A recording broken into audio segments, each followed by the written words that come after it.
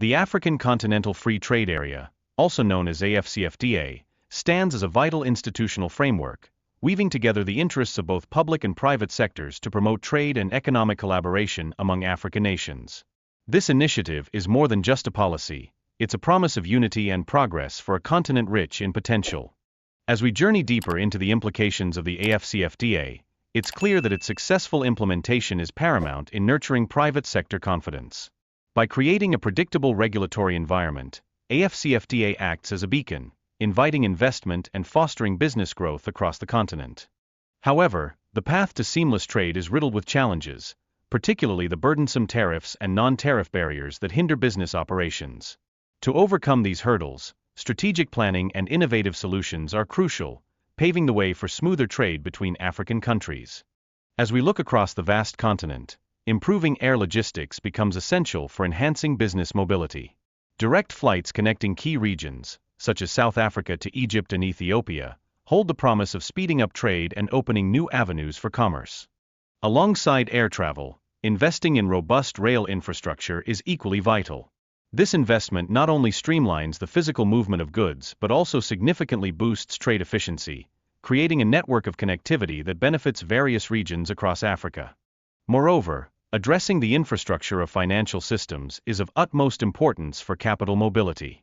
This includes the removal of non-tariff barriers to ensure that transactions flow effortlessly across borders, fostering a more integrated economic landscape.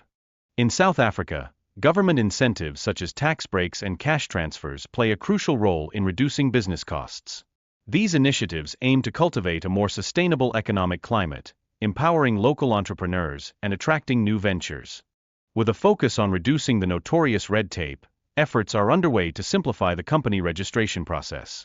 This change is designed to make it more accessible for both local and foreign businesses to establish themselves and thrive in South Africa.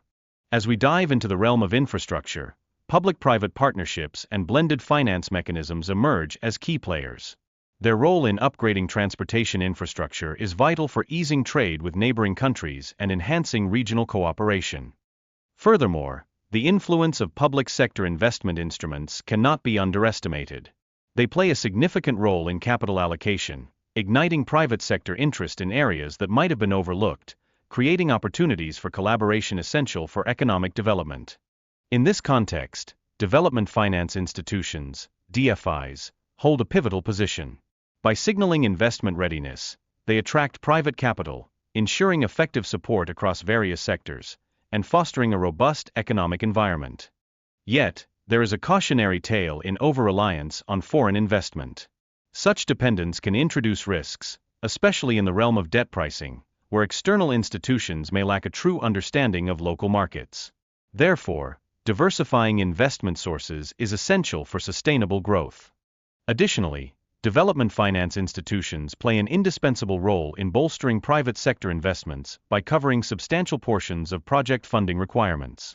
This collaboration not only enhances financial feasibility, but also instills confidence in various ventures. As we reflect on the landscape of intra-African trade, its significance in fostering local economies stands out. It reinforces the notion that African countries should prioritize sourcing products locally before turning to imports, thereby bolstering regional markets and reducing dependency on external supplies. Indeed, it seems absurd that Africa exports raw materials only to re-import processed goods. This reality underscores the urgent need for developing local processing capabilities. Co-investment in infrastructure and capacity building is vital in achieving self-sufficiency and promoting sustainable growth. For instance, South Africa, with its more liquid private sector, holds the potential to drive the development of processing facilities in Côte d'Ivoire. This collaboration could significantly enhance local production and improve supply chains, creating a ripple effect for regional economies. The practice of shipping African produce to Europe for processing, only to re-import it, epitomizes inefficiencies in our global trade system. However, leveraging the AfCFTA could help rectify this situation, enriching local economies and reducing unnecessary costs. With a staggering population of 1.4 billion, Africa embodies a high demand for a myriad of products. By fostering local manufacturing, the continent can meet these needs head-on, igniting a fire of economic growth that benefits all. mentioned this a lot of times. At the Africa CEO Forum, there was a high-level panel discussion under the theme Unlocking the AfCFTA Dividend through regional value chains and public-private partnerships. The session was presented by Brand South Africa in collaboration with Zuko Golimpi, B20 South Africa, and Rand Merchant Bank. And the panel brought together influential voices from both the public and private sectors to explore how the African Continental Free Trade Area can be a catalyst for regional integration, industrial growth, and intra-African trade through strategic partnerships and value chain development. Let's take some excerpts from the event. And I think the Africa Continental Free Trade Agreement is the first institutional framework that is continent-wide that is starting to force us into a conversation about resolving the problem of capital misallocation to optimally get Africa going. So on that front, South Africa, it's not just a South African phenomenon, but it's an Africa-wide phenomenon. And the president was making the point that it's not sustainable to be told that private sector confidence is sitting at a 17% level about the prospects of the African Continental Free Trade Agreement, because the very fact that this agreement exists means the African public sector has already made one leap forward in providing a predictable institutional and regulatory framework on how business can be promoted in Africa. Absolutely, and I think you're quite correct. The issue around the Africa Continental Free Trade Area and its implementation is quite key.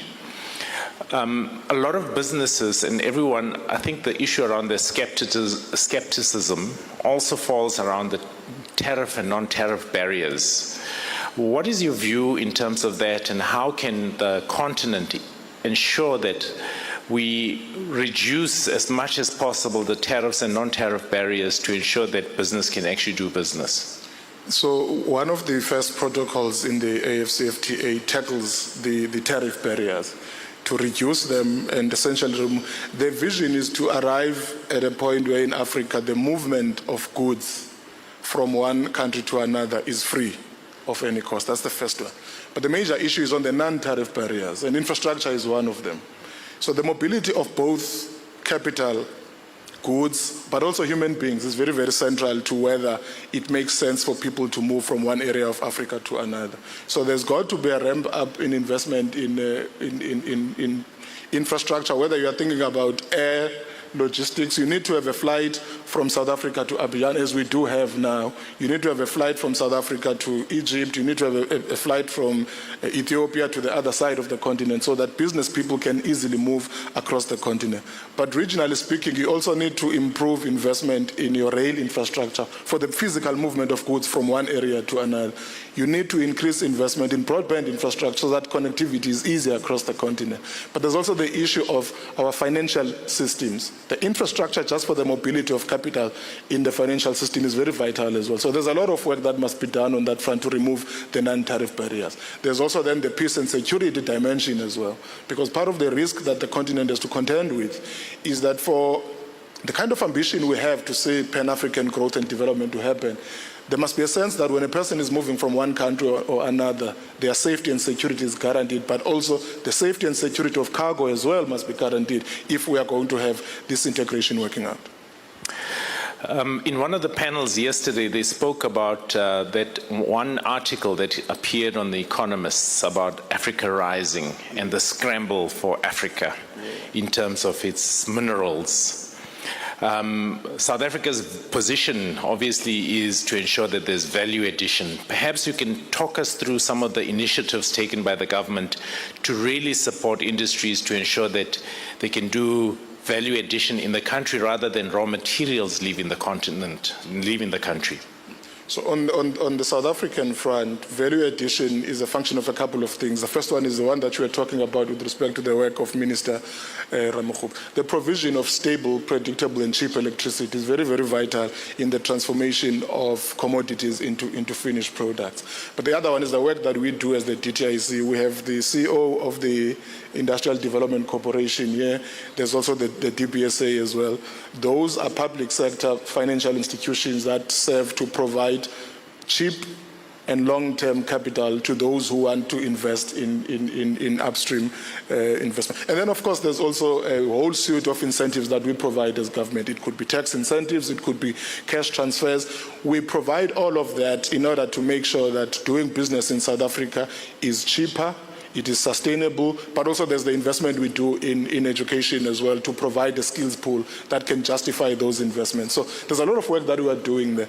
There's been also an insistence by the President that we must focus on red tape reduction, so that registering a company in South Africa must be easy. Also for mergers and acquisitions as well.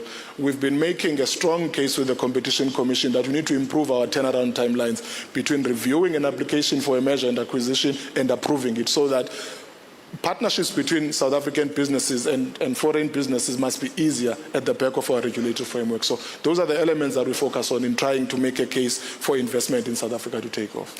Yeah, you're quite correct, because you need the tape. I always say it needs to change the color. It must just be blue, yeah, it could be blue or green tape. Or green tape, absolutely, yeah. So that it becomes easier to do business. Yeah. DM, what do you believe the role of public-private partnerships are, as well as and blended finance mechanisms in upscaling investments in, again, aligned with the AfCFTA? So it's two things. You must think about, if someone says, I want to move a product from South Africa, let's say just to Zimbabwe. Let's take our neighbor to Zimbabwe. The first question will be, what mode of transportation am I going to utilize? Then you're going to say rail. Then the question will be, who must lay down the rail infrastructure there? In a situation where you have an overstretched public sector balance sheet, we all agree on the need to build the rail, but we say the public sector doesn't have sufficient money to do that on its own. And then a private investor says, well, I am willing to put rail on the floor to enable this, but I'm going to charge a high tariff in order to recover the money that I've put in here.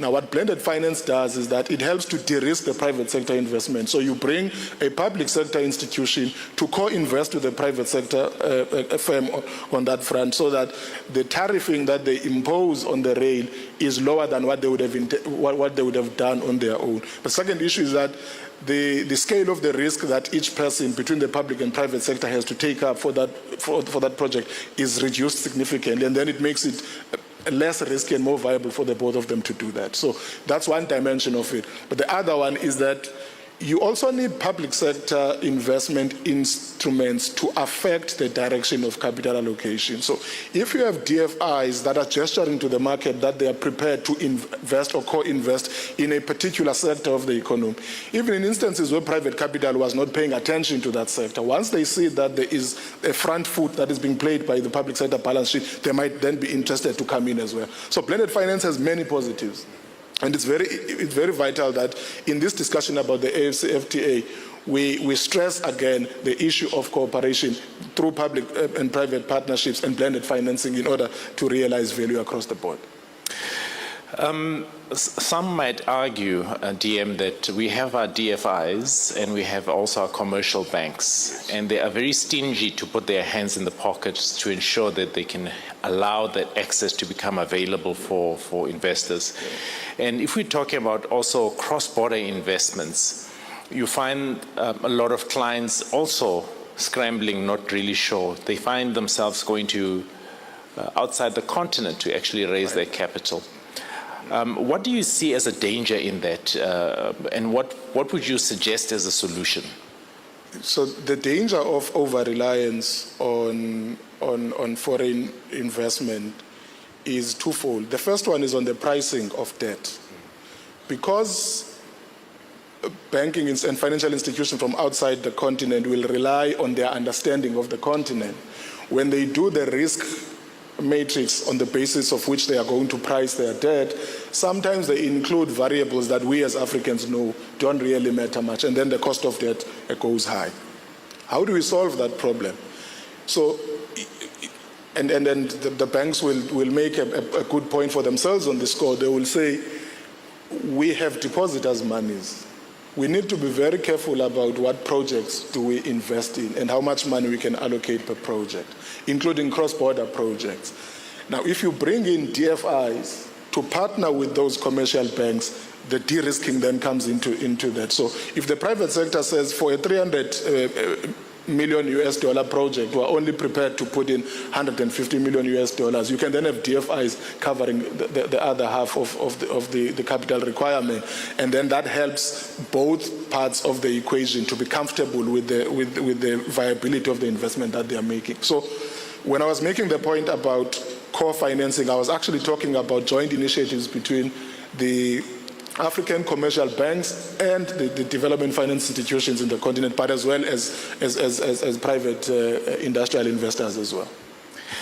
No, thank you for that, DM. The other point is, what is your view on intra-Africa trade, getting to a point where we assess the products that are produced within the continent and say, how do we ensure that we procure those products in the continent first before we procure the same products from outside the continent?